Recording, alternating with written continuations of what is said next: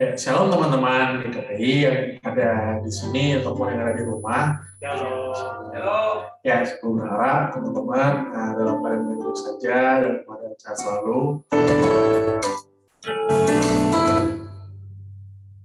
Salah teknis.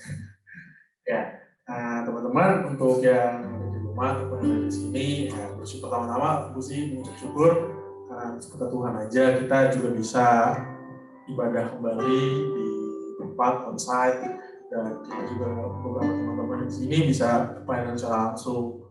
Mungkin teman-teman dalam 2 bulan lah ya, 2 bulan belakang mungkin agak nggak nyaman dengan metode ibadah seperti itu. Tapi kan kita bisa ibadah lagi di sini.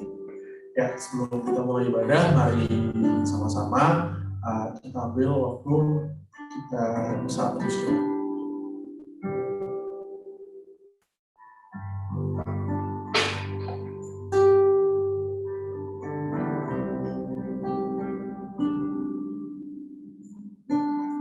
Ya, teman-teman, seperti yang bilang di awal, sangat-sangat bersyukur atas berkat Tuhan saja kita bisa ada di sini lagi.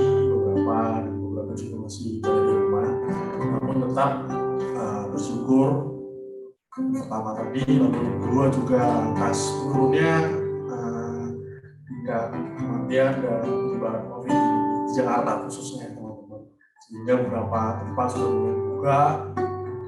Lalu tak lupa juga kita bersyukur pada Tuhan atas penyertaan Tuhan saja pada diri kita, sehingga kita tidak mengalami sakit penyakit atau kesusahan. Intinya yang mau bagikan adalah selalu bersyukur dimanapun, kapanpun, dan dalam keadaan apapun kita. Mari untuk mengucapkan syukur kita, mari kita nyanyikan lagu bersyukur kepada Tuhan.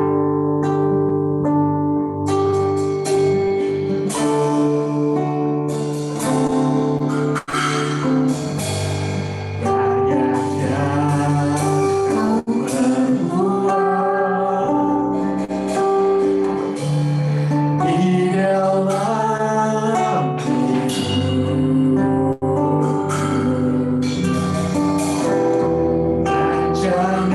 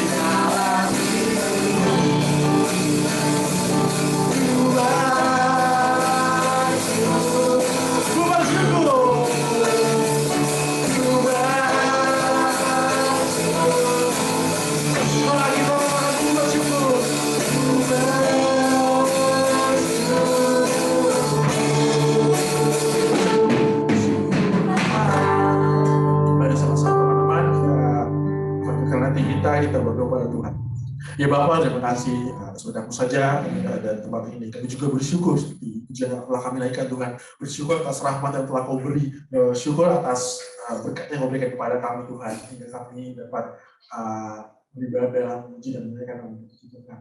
Tuhan, kiranya Tuhan mau berkati ibadah ini maupun yang ada di onsite ataupun yang teman-teman yang berada di rumah menggunakan Zoom.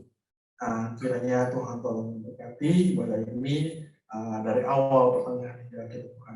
Tuhan juga tolong memberkati teman-teman yang masih dalam kendala maupun ke sini maupun ke gereja ataupun kendala dalam penggunaan Zoom ya Tuhan. Kiranya Tuhan memberkati juga hamba yang akan membawakan firman Tuhan. Kiranya firman yang diberitakan dapat memulihkan manusia Tuhan. Jadi berkat bagi kami semua. Dalam nama Tuhan Yesus Kristus, kami berucap syukur, haleluya, amin. Shalom teman-teman. Shalom. Yang di sini ataupun yang di rumah, bagaimana kabarnya teman-teman? Luar biasa. Luar biasa. Yang di rumah semoga juga luar biasa, biarpun nggak bisa terdengar suaranya. Dan gue mau tanya sih, apa teman-teman yang di sini dan di rumah siap untuk memuji Tuhan? Siap. Siap Kak? Siap. Kangen nggak sih teman-teman untuk memuji Tuhan secara langsung? Pastinya kangen sih, karena gue pribadi juga kangen banget memuji Tuhan, khususnya onsite ya. Karena dalam, ini gue sedikit curhat ya, mungkin dalam 2 bulan terakhir itu, iya memang ibadah tetap ibadah, ada ibadah. Berapa kali gue juga sempat ini di WL, tapi ada sesuatu yang berbeda. Ketika ibadah secara langsung akan rasa berbeda dengan ibadah yang mungkin masih menggunakan online, apalagi puji-pujian itu juga online ya teman-teman, itu akan terasa berbeda. Ya gue bersyukur semoga gereja bisa buka dari sekarang sampai seterusnya teman-teman. Amin. Amin. Oke, mari kita naikkan pujian kemenangan terjadi di sini. Biarlah kemenangan ada di tempat ini.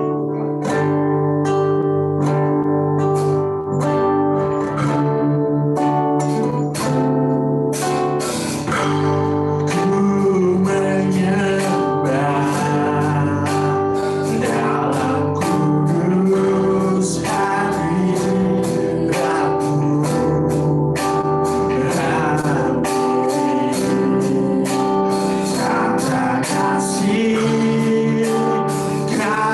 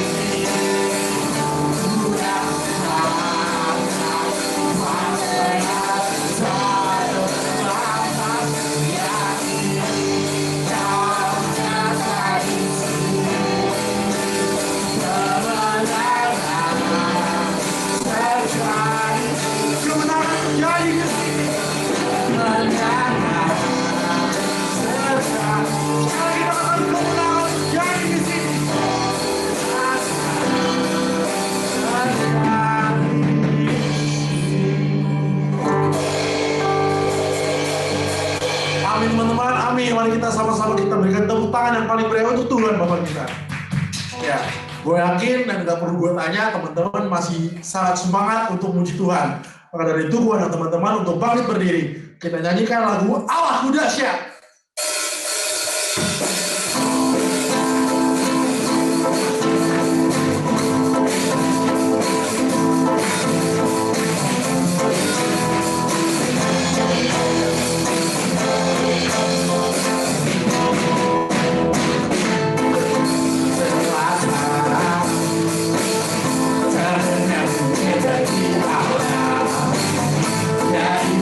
Sampai ke timur.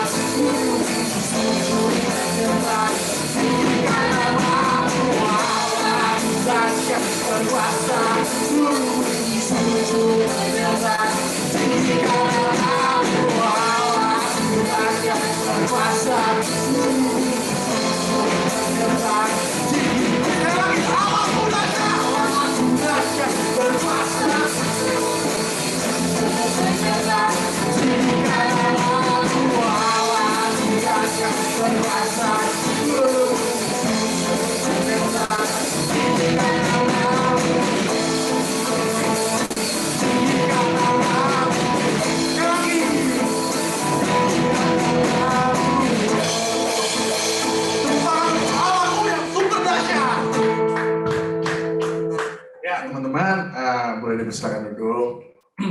Ya, tapi Allahku dahsyat, Allahku yang berkuasa dalam diri kita.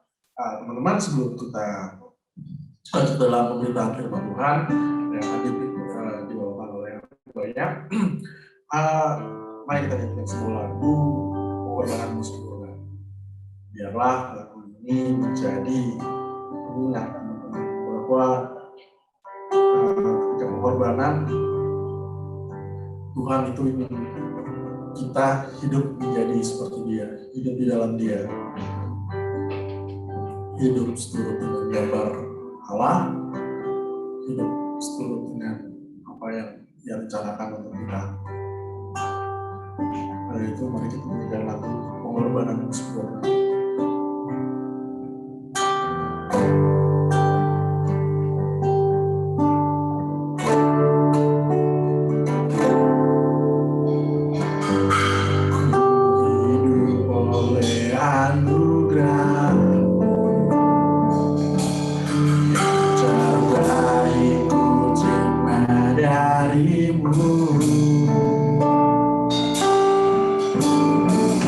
Janganmu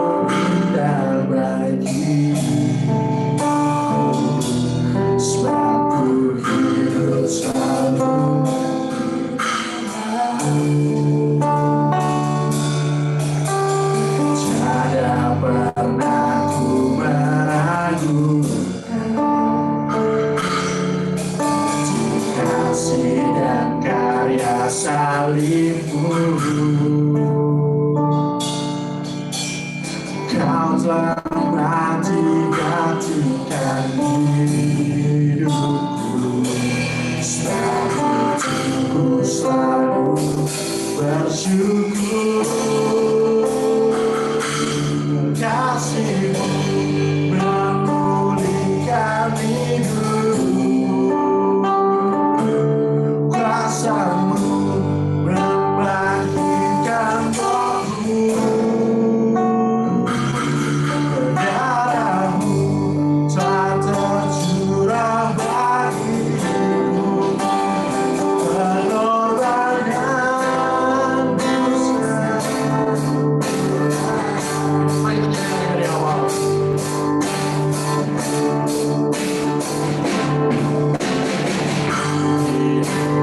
Oleh anugerah terbaik cinta darimu.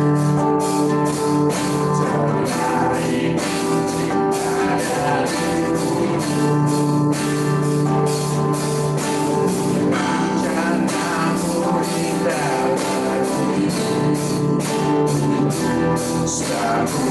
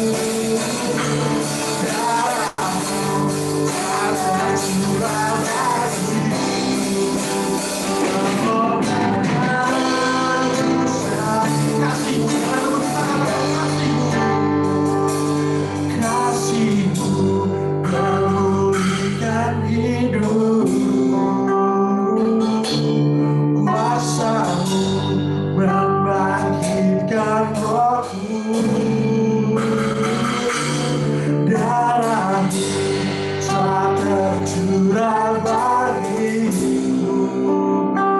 Selalu di dalammu. Ada pernah ku berlaku kasih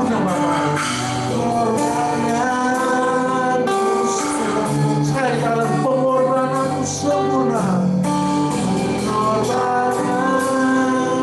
salibmu. Kau telah mati-gantikan saya silakan kepada Tuhan Saudari Michelle.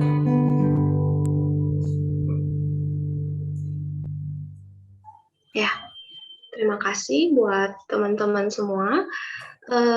Share screen saya sudah kelihatan ya, dan suara saya juga sudah terdengar ya. Oke, mari sebelum kita mendengarkan firman Tuhan, saya mengajak kita semua untuk bersatu di dalam doa. Mari kita berdoa. Tuhan Yesus yang baik, sungguh bersyukur untuk kasih dan penyertaan-Mu di dalam kehidupan kami. Ya Tuhan, pengorbanan-Mu sungguh sempurna di dalam kehidupan kami. Tuhan, saat ini kami mau mendengarkan firman Tuhan, biarlah Tuhan sendiri yang berbicara, agar setiap kami boleh mengerti dan memahami isi hati Tuhan. Berkati juga hamba-Mu yang lemah dan terbatas, dan penuh dengan kekurangan, hanya Tuhan sendiri yang pakai sebagai alat-Mu. Tenangkan hati dan pikiran kami Tuhan. Terima kasih Bapa, di dalam nama Tuhan Yesus kami berdoa. Amin. Oke, shalom teman-teman semuanya. Sungguh suatu anugerah yang luar biasa kita bisa berkumpul, saya yang di Zoom dan teman-teman yang di Zoom juga, serta teman-teman yang ada di onsite gitu ya. Ya, saya secara fisik tidak di Jakarta gitu ya, saya sekarang ada di Malang gitu. Dan saya bersyukur saya masih diberikan kesempatan oleh Pak Abraham dan juga pengurus yang lain boleh sama-sama untuk merenungkan firman Tuhan. Nah, teman-teman, tema kita hari ini adalah bukan balapan tikus gitu ya, bukan balapan tikus. Nah, saya akan mengajak kita semua untuk membuka Alkitab kita dari Efesus pasal 2 ayat 10. Efesus pasal 2 ayat yang ke-10. Nah, teman-teman boleh membuka Alkitabnya atau Holy Bible yang di handphone gitu ya, Holy Phone gitu boleh, dan saya juga sudah menampilkannya di slide. Nah, saya akan membacakannya bagi kita semua dan teman-teman dapat menyimaknya. Efesus pasal 2 ayat yang ke-10. Demikian firman Tuhan. Karena kita ini adalah buatan Allah, diciptakan dalam Kristus Yesus untuk melakukan pekerjaan baik yang dipersiapkan Allah sebelumnya. Ia mau supaya kita hidup di dalamnya. Nah, teman-teman, saya punya beberapa ilustrasi gitu ya. Sewaktu kita tamat dari SD nih, udah kelas 6 SD nih kan, udah lulus gitu. Nah, kita akan yang SD nih, mau masuk ke jenjang SMP kelas 7 gitu. Nah, apa yang kita pikirkan? Mungkin kita akan berpikir bahwa, oh ya, aku mau cari sekolah yang favorit, atau sekolah swasta yang terkenal, atau sekolah negeri yang berkualitas gitu ya. Lalu singkat cerita, udah melewati masa-masa SMP, masuklah, tibanya di kelas 3 SMP, kelas 9 begitu ya. Kemudian mau masuk ke jenjang SMA, berpikir lagi, mencari tahu aku harus masuk sekolah yang mana ya, sekolah yang seperti apa untuk aku nantinya untuk masuk ke sebuah universitas. Mungkin kita punya planning setelah SMA kita mau masuk universitas negeri gitu atau universitas swasta seperti itu. Kita akan mencari sekolah tingkat SMA yang berkualitas mungkin ya gitu. Kemudian singkat cerita melewati masa-masa SMA gitu ya. Kemudian masuklah akhir kelas SMA gitu, akhir sekolah gitu ya. Kita yang SMA kelas 12 udah biasanya bulan 3 gitu ya, bulan 4 udah mulai mikir, ya aku harus masuk ke universitas yang mana gitu ya. Masa sampai sekarang aku belum ada tujuan sih mau masuk universitas yang mana gitu. Mungkin ada juga yang udah planning dari jauh-jauh hari gitu ya, bilangnya ya aku mau kuliah nih di luar negeri gitu, di Singapura kah, di Malaysia. Aku mau mencari sesuai apa yang aku inginkan, passion-nya aku gitu ya, dan akhirnya kita juga mencari-cari universitas. Nah, setelah tamat gitu ya, setelah wisuda dari universitas, kita mau bekerja. Nah, bagi kita yang sudah bekerja gitu ya, bekerja, kuliah, atau mungkin kuliah sambil bekerja atau kuliah doang gitu ya, kan ada yang seperti itu. Nah, kita yang bekerja mungkin mencari sebuah perusahaan atau pekerjaan yang sesuai dengan keinginannya kita gitu. Misalnya kayak gue cocoknya di akuntansi misalnya gitu ya. Oh ya, dan passion gue dulu universitasnya itu ngambil jurusan akuntansi. Ya udah, ya saya cari perusahaan atau pekerjaan yang sesuai dengan apa yang menjadi passionnya aku gitu. Nah, mungkin masih banyak hal yang kita pikirkan gitu ya, masih banyak hal yang kita planning, kita buat sesuatu hal yang direncanakan gitu. Nah, tapi teman-teman, terkadang ada rencana yang sudah kita buat gitu, yang sudah memiliki tujuan. Dari SD kita mau SMP mau ke SMA mau universitas mau ke pekerjaan gitu ya, atau kuliah sambil kerja gitu. Nah, kita pasti berpikir, gue udah punya rencana nih, udah punya tujuan nih. Nah, tapi teman-teman, di akhir dari tujuan kita, itu ada sesuatu hal yang mungkin saja tidak tercapai, begitu ya. Ada hal yang tidak tercapai yang pada akhirnya membuat kita merasa, udahlah ini bukan tujuan gue, bukan passionnya gue gitu ya. Nah, teman-teman, saya mempunyai satu pertanyaan gitu. Pernah nggak kalian bertanya, kita nih sekarang posisinya sebagai orang percaya, orang Kristen gitu ya, yang percaya pada Tuhan, apa sih sebenarnya tujuan hidup kita ini? Ketika tadi saya kasih contoh gitu ya, SD, SMP, SMA, kuliah, dan bekerja. Apa sih sebenarnya tujuan kita untuk mencari hal itu? Gitu. Apakah untuk keinginan kita sendiri, ataukah tujuan yang kita buat itu di dalam hidup kita, itu semuanya untuk Tuhan? Gitu. Nah, teman-teman, dalam nats yang kita baca tadi, itu merupakan bagian dari kitab Efesus yang sangat indah gitu ya. Jika kita membaca dari ayat pertama sampai ke-10, kita melihat bahwa yang Allah berikan dan yang Allah lakukan itu semua hanya karena anugerahnya. Nah, teman-teman, surat ini dituliskan secara personal kepada jemaat Efesus. Dituliskan oleh Paulus kepada jemaat Efesus pada saat itu. Nah, ketika kita membaca keseluruhan kitab ini, maka tidak adanya problem yang terjadi dalam jemaat tersebut.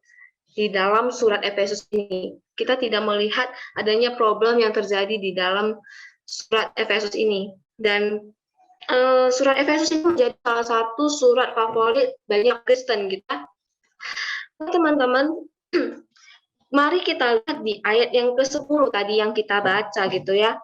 Karena kita ini buatan Allah, diciptakan dalam Kristus Yesus untuk melakukan pekerjaan baik yang dipersiapkan Allah sebelumnya. Ia mau supaya kita hidup di dalamnya. Teman-teman, Paulus ingin memberitahukan kepada kita bahwa semua yang ada di dunia ini, bahkan kita sendiri ini adalah buatan Allah. Yang artinya bahwa kita ini diciptakan serupa dan segambar dengan Allah, yang sebenarnya memiliki tujuan di dalam hidup kita. Nah, tujuan hidup yang seperti apa? Itu menjadi pertanyaan kita gitu ya. Tujuan hidup yang seperti apa? Paulus melanjutkan, dia mengatakan untuk melakukan pekerjaan baik yang dipersiapkan Allah supaya kita hidup di dalamnya. Dengan kata lain bahwa sesungguhnya ketika Allah telah menciptakan saya dan saudara-saudara semuanya, Allah telah memberikan tujuannya dalam hidup kita. Tuhan telah membuat skenario drama yang besar di dalam kehidupan kita. Itu, teman-teman. Allah menciptakan kita memiliki tujuan. Dan tujuan itu adalah untuk melakukan segala yang telah Dia perintahkan kepada kita, yaitu untuk hidup memuliakan Allah. Teman-teman, dalam hidup kita saat ini, apakah tujuan hidup kita itu sudah sama seperti tujuan hidup yang Tuhan inginkan?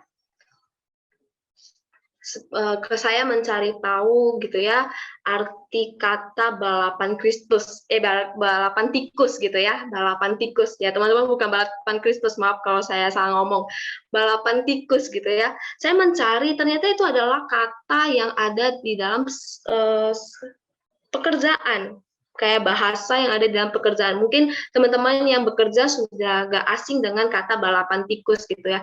Kenapa bukan balapan tikus? Karena balapan tikus itu dia selalu berputar, berjalan di roda yang sama. Dia terus berputar di roda yang sama, tanpa adanya tujuan. Tapi kita sebagai umat percaya, kita ini punya tujuan, yaitu untuk hidup memuliakan Tuhan. Nah, teman-teman, dalam hidup kita saat ini, bagi kita ini yang masih sekolah gitu ya, apa sih tujuan kita sekolah? Apakah kita sekolah itu hanya untuk mendapat nilai yang bagus saja? Atau di dalam sekolah mungkinnya kita hanya mau mendapatkan teman saja? Atau mungkin kita sekolah untuk masa depan kita untuk mendapatkan universitas yang bagus? Bagi kita yang sedang kuliah, bahkan saya juga sedang kuliah gitu ya teman-teman, apa sih tujuan kita kuliah? Untuk mendapat sebuah nilai yang bagus dan prestasi yang bagus, supaya setelah kuliah nanti ijazah kita itu bisa dipakai untuk mendapat pekerjaan yang baik. Mengambil sebuah jurusan, ketika kita masuk kuliah mengambil sebuah jurusan, kan banyak nih jurusannya gitu ya. Apakah itu sesuai dengan tujuan yang Tuhan ingin kita capai, atau itu hanya karena tujuan untuk diri saya sendiri gitu. Untuk yang bekerja, gitu. Apa sih tujuan kita bekerja? Apakah pekerjaan yang sudah kita kerjakan itu ada tujuannya? Saya pernah sharing dengan teman saya yang bekerja juga di Tangerang gitu ya. Saya tanya, apa sih sebenarnya tujuan kamu kerja gitu ya? Dia dari Medan gitu ya, pindah ke Tangerang. Apa sih tujuan uang gitu? Cari uang untuk menghidupi kehidupan gua, katanya kayak gitu. Oh ya, oke gitu. Saya langsung, ternyata sebagian orang bekerja untuk mendapatkan uang. Apakah hanya itu? Tanpa adanya tujuan yang lain gitu. Apakah hanya soal uang bagi kita yang bekerja? Nah, teman-teman, mungkin saja masih banyak pergumulan yang kita hadapi gitu. Baik kita yang masih sekolah, kuliah, bahkan kuliah sambil bekerja atau yang hanya bekerja itu. Dan mungkin masih banyak pertanyaan dalam diri kita. Untuk tujuan apa saya melakukan ini semua? Pernah nggak sih teman-teman berpikir, apakah setiap tujuan yang telah kita buat itu semuanya sesuai dengan yang Tuhan inginkan? Atau malahan kita tetap berputar seperti tikus tadi, berputar di tujuan itu saja tanpa tahu apakah ini tujuan yang telah Tuhan berikan bagi kita, atau kita hanya berputar saja tanpa arah dan tanpa tujuan. Biasanya berputar di roda itu hanya hamster gitu ya. Tapi tikus juga teman-teman. Apakah kita hanya berputar di roda yang sama? Gitu. Nah, teman-teman, dalam Efesus 2 ayat 10 seperti yang tadi saya bacakan dan kita bacakan tadi, di sana dikatakan kita ini adalah buatan Allah. Buatan Allah yang diciptakan untuk melakukan pekerjaan baik. Tuhan sebenarnya ingin supaya setiap kita manusia melakukan tujuan yang seharusnya kita lakukan. Teman-teman, sebenarnya dalam hidup kita sebagai orang Kristen banyak sekali tujuan hidup kita ini. Kalau kita baca dalam Alkitab gitu ya, dari Kejadian sampai Wahyu, kita akan menemukan bahwa beranak cuculah dan bertambah banyaklah, memuji Tuhan, memelihara bumi, karena kita ini adalah gambar dan rupa Allah, maka kita harus hidup seturut dengan kehendaknya. Dan masih banyak lagi. Tapi pernahkah kita melakukan segalanya dalam hidup kita? Apakah kita melakukan semuanya sesuai dengan tujuan hidup yang telah Tuhan taruh, yang telah Tuhan letakkan di dalam hidup kita? Atau malahan seperti yang tadi saya katakan, terus berputar di roda yang sama tanpa tujuan hidup yang sebenarnya gitu. Teman-teman, ketika kita melihat Paulus yang dulunya adalah seorang tanda kutip penjahat yang membunuh orang Kristen, kita belajar dari kisah Paulus. Teman-teman mungkin sudah tidak asing lagi dengan si Paulus ini gitu ya. Ketika dia melakukan kejahatan dan dia mengambil surat untuk membunuh orang-orang Kristen gitu. Ketika dia berjalan di jalan di Damsyik gitu ya, Tuhan memperlihatkan cahaya bagi dia. Dan dari sana, dia menjadi hilang penglihatan selama 3 hari. Kemudian Paulus pun bertobat, singkat cerita ya, Paulus pun bertobat dan dipanggil oleh Tuhan. Hidup dia berubah, teman-teman. Hidup Paulus seluruhnya berubah. Dari seorang penjahat yang membunuh orang Kristen, menjadi seorang pengikut Tuhan yang setia. Paulus memiliki tujuan di dalam hidupnya. Ketika kita melihat dan membaca di dalam Filipi pasal 3 ayat 9 sampai 10, di sana dikatakan, dan berada dalam Dia, yaitu Tuhan, bukan dengan kebenaranku sendiri karena mentaati hukum Taurat, melainkan dengan kebenaran karena kepercayaan kepada Kristus, yaitu kebenaran yang Allah anugerahkan berdasarkan kepercayaan. Kita lihat ini ya, yang ku kehendaki ialah mengenal Dia dan kuasa kebangkitannya dan persekutuan dalam penderitaannya, di mana aku menjadi serupa dengan Dia dalam kematiannya. Teman-teman, ini jelas terlihat bahwa tujuan Paulus hidup yaitu untuk semakin serupa dengan Allah. Dia mau bersekutu dengan Allah. Dia mau hidupnya itu sepenuhnya untuk kemuliaan Tuhan. Dan dia melakukan itu semua bukan untuk kepentingan dirinya sendiri, melainkan untuk Tuhan. Jadi teman-teman, bagaimana dengan kita? Coba kita renungkan, apa sih tujuan kita sebagai orang Kristen hidup di zaman seperti ini?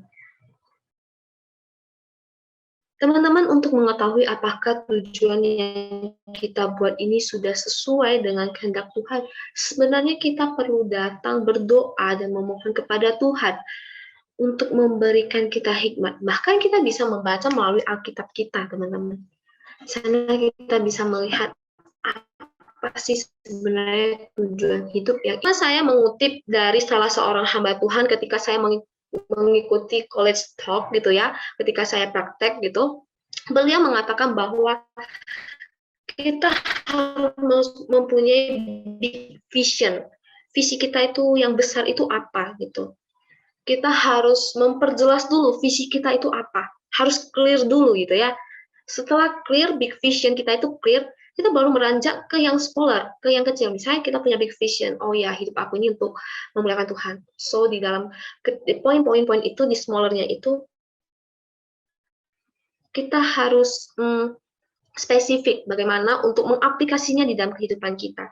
Dan bagaimana dihidupi di dalam kehidupan kita. Nah ketika kita memiliki big vision itu, dan kita udah spesifik nih di dalam poin-poinnya, kita itu perlu berjalan bersama Tuhan. Tetapi tetap pada visi yang kita jalani. Visi yang kita buat, kita harus tetap berjalan bersama Tuhan. Kita melihat bakat kita melihat kebutuhan dunia, bahkan gereja, dan kita juga bisa mungkin berdiskusi dengan orang. Gitu. Kita harus, big vision kita itu harus clear dulu gitu. Baru kita bisa melihat ke poin-poinnya kita. Apa sih big vision kita, visi kita itu, terus poin-poinnya. Dan ingat, di dalam big vision kita harus ada Tuhan di dalamnya. Seperti itu, teman-teman. Nah, dengan demikian kita akan dapat mengetahui apakah tujuan ini sudah sesuai dengan yang Tuhan mau. Di dalam kita mengerjakan apapun, ingat teman-teman, tujuan hidup orang percaya yaitu memuliakan Tuhan, memuji Tuhan, dan hidup dengan kehendak Tuhan. Ketika Natal kita mendengarkan Yesus dan sebagainya gitu. Nah, kita melihat Tuhan Yesus ketika Dia datang ke dalam dunia ini. Sebenarnya Tuhan datang bukan tanpa tujuan, teman-teman. Tetapi Tuhan itu sendiri memiliki tujuan, yaitu untuk menyelamatkan manusia yang berdosa, menyelamatkan kita semua manusia yang berdosa ini. Tuhan Yesus menyerahkan hidupnya di atas kayu salib.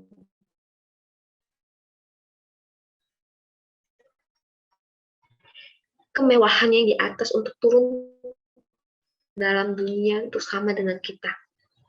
Dia rela meninggalkan segala kenyamanannya yang ada untuk turun ke dalam manusia, untuk membebaskan dan menyelamatkan kita dari dosa.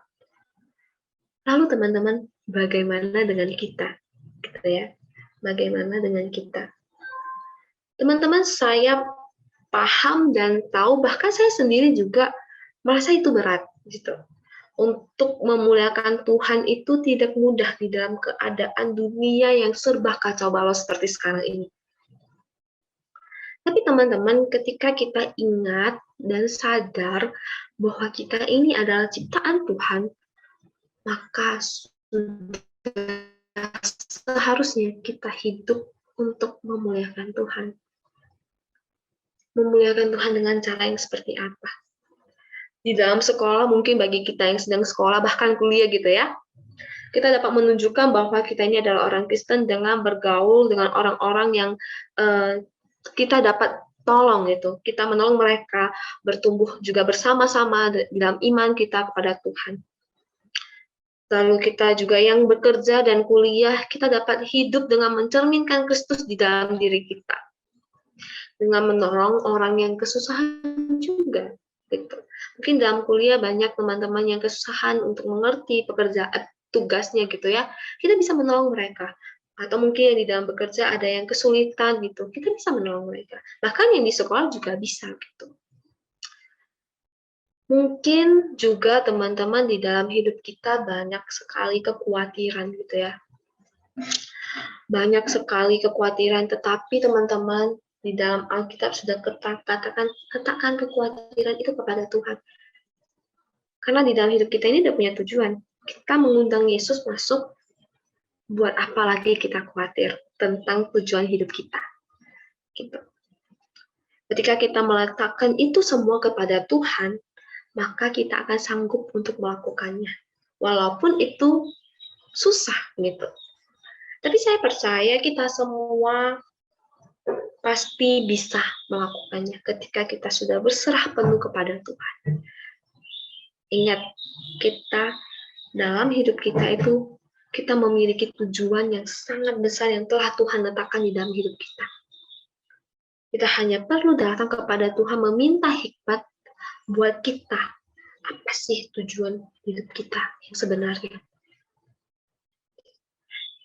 Mungkin kita juga sekarang bisa sambil mendengarkan tadi ya, mungkin ada yang berpikir, oh ya, tujuan hidup gua apa gitu ya. Apakah hidup aku ini udah benar-benar memuliakan Tuhan atau hanya sekedar ya udah hidup aja gitu. Teman-teman, saya yakin kita semua pasti bisa melakukannya. Dan saya akan menutup renungan saya dengan satu kalimat. Ketika saya merenungkan firman ini, saya membuat satu kalimat. Hiduplah untuk selalu memuliakan Tuhan. Karena itulah tujuan manusia itu diciptakan. Sekali lagi, hiduplah untuk selalu memuliakan Tuhan. Karena itulah tujuan manusia itu diciptakan. Saya berharap teman-teman bisa terus mengingat bahwa kita ini adalah ciptaan Tuhan yang telah diciptakan serupa dan segambar dengannya untuk memuliakan Tuhan. Saya meminta dengan kasih Pak Abraham menutup kita di dalam doa.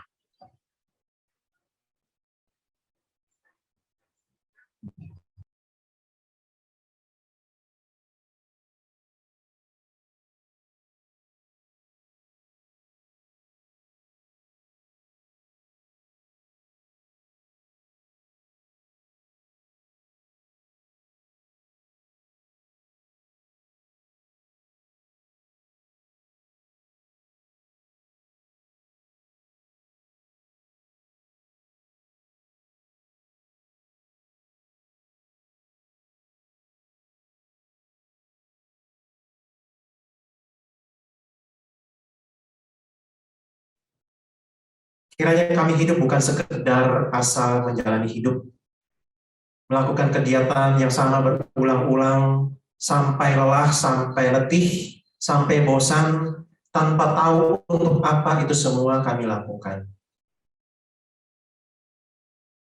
Tolong kami untuk menjadikan kemuliaan Tuhan sebagai tujuan hidup kami. Kalau kami menjalani studi kami, itu karena kami mau memuliakan Tuhan. Ketika kami bekerja, itu juga karena untuk memuliakan Tuhan. Tetapi kami juga sadar bahwa memuliakan Tuhan menjadi satu tujuan yang berat. Karena setiap kali secara umum kami ingin untuk menyenangkan diri, untuk memanjakan diri, untuk memuliakan diri, dan bukan untuk memuliakan Tuhan. Karena itu tolong kami, sebelum kami punya keinginan, kemauan untuk memuliakan Tuhan, berikan kami kesempatan untuk kami menikmati Tuhan, menikmati kebaikan Tuhan, mengalami cinta kasih dan anugerah Tuhan. Sehingga ketika kami mengalaminya, kami akan bersyukur, dan kemudian kami tanpa dipaksa, kami ingin mengasihi Tuhan, memuji Tuhan, memuliakan Tuhan. Karena Tuhan begitu mengasihi dan begitu baik terhadap kami. Inilah doa kami juga bersyukur untuk hamba-Mu, Saudari Michelle, yang Tuhan pakai untuk menyampaikan firman-Mu. Tuhan juga yang terus topang dia, mampukan dia untuk bisa menikmati Tuhan di dalam perkuliahannya, dan menjadikan studinya dan juga nanti pelayanannya sebagai hamba Tuhan penuh waktu, sebagai sarana untuk memuliakan Tuhan. Engkau juga jaga dan pelihara dia, baik secara studi akademik maupun juga kesehatan dan keluarganya.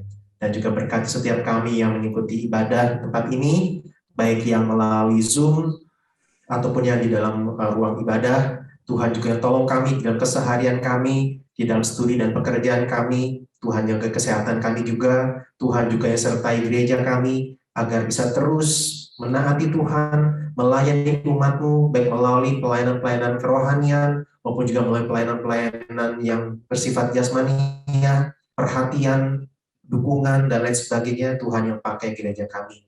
Juga sertai bangsa dan negara kami, termasuk presiden dan pemerintah, ketika upaya untuk vaksinasi massal terus-menerus dikerjakan, kiranya masyarakat mau bekerja sama. Dan pada akhirnya akan terjadi herd immunity, masyarakat lebih siap, lebih kebal terhadap virus corona ini, sehingga setiap kami bisa mulai kembali menata kehidupan kami, membangun kembali perekonomian kami, dan tetapi juga bangun moralitas kami. Inilah doa kami ya Bapa, kami bersyukur dan kami berdoa hanya di dalam nama Tuhan Yesus. Amin. Amin. Serahkan kepada pemimpin pujian, silakan.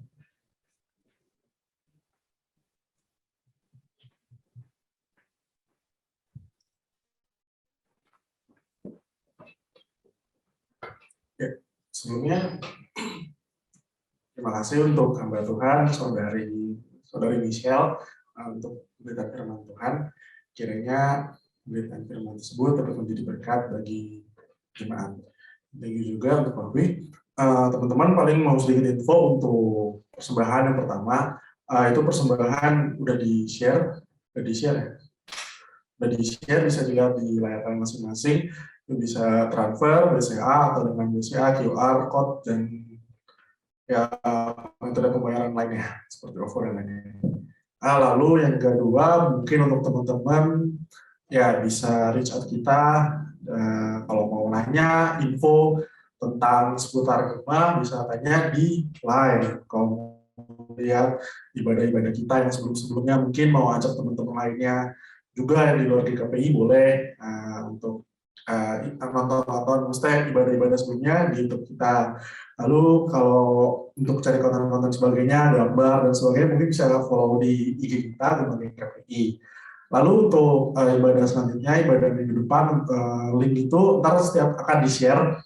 Mungkin Hamin satu di line, ntar bakal di-share. Terus kalau ada yang nanya, misalnya, kok Ci, aku mau ke gereja langsung, boleh nggak? Boleh banget. Ntar kalian bisa datang langsung. Tapi teman-teman, kalau yang SMP udah boleh belum sih? Ngurus? Hah? Yang penting udah divaksin. Syarat vaksin 12 tahun ke atas ya? Ya. Intinya kalau sudah divaksin, sudah boleh kesini ya teman-teman. Kalian langsung datang aja, nggak usah bawa apa, bawa hati aja, asik. Bawa hati untuk kepada Tuhan. Ya paling gitu sih informasinya. Ada informasi tambahan lain? Enggak? Kalau enggak, oke teman-teman, mari kita ambil waktu untuk sadar dulu untuk mengakhiri ibadah ini. Ibadah selesai.